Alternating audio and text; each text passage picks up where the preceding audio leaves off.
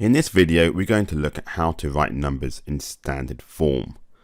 So if we take this example here, we want to write 50 million in standard form. First of all, we need to know how to write a number in standard form. So standard form is a number where you have a times 10 to the power of n, but a has a special condition. It's a number between 1 and less than 10. So you could have a number such as 9.999 and so on, but you can never have 10. So it's always a number between 1 and less than 10. So let's write 50 million in standard form. So I want to write this as a number between 1 and 10. So I'm going to just write it as 5. So 5 times 10 to the power of something. So I'm going to write 50 million here. Put the decimal point in between 5 and 0 and go towards the right hand side. So 1, 2, 3, 4, 5, 6, 7, all the way to the end. That's 7 spaces forward. So when you're going forward, that's positive. So it's 7 towards the right. It's positive 7. So it's 5 times 10 to the power of 7. Here's a question for you to try. You can pause the video, and when you're done, I will go through my work solution. Okay, welcome back. So we could write this as 4.75 times 10 to the power of something here. So I'm going to write the value out. Put the decimal point in between 4 and 7 and go towards the right till I go to the end of the number. So I go 1 space forward, 2, 3, 4, 5, 6, 7. So it's 4.75 times 10 to the power of 7. Here's a question for you to try.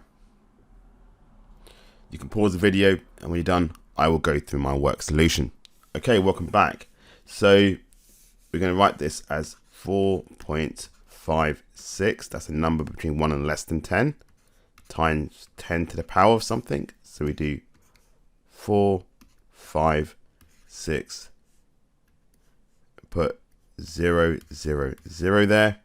Now we put a decimal point in between 4 and 5, so it comes here. And then we want to go towards the right hand side, so we go 1 space forward, 2 spaces, 3 spaces, 4 spaces, 5 spaces. 1, 2, 3, 4, 5. So we get 4.56 times 10 to the power of 5.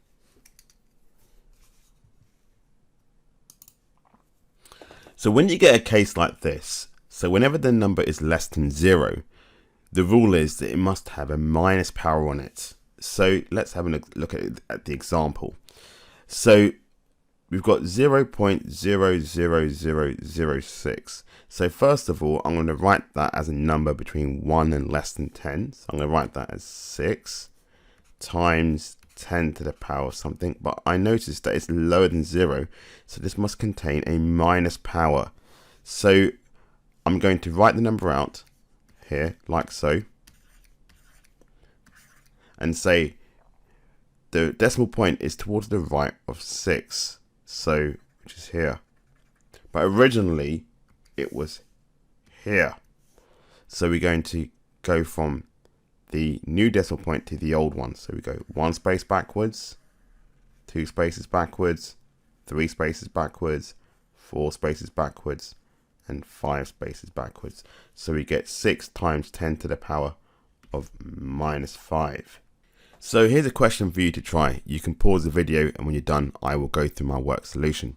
Okay, welcome back. So we're going to write this as a number between 1 and 10. So we get 8.2 times 10 to the power. Now don't forget it's lower than 0, so it's a minus power.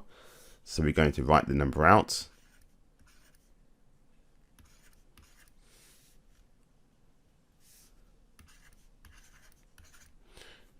And say the new decimal point is 8.2. The old one is here.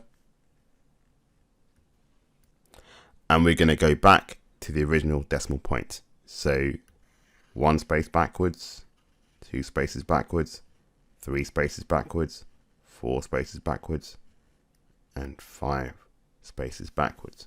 So we get 8.2 times 10 to the power of minus 5.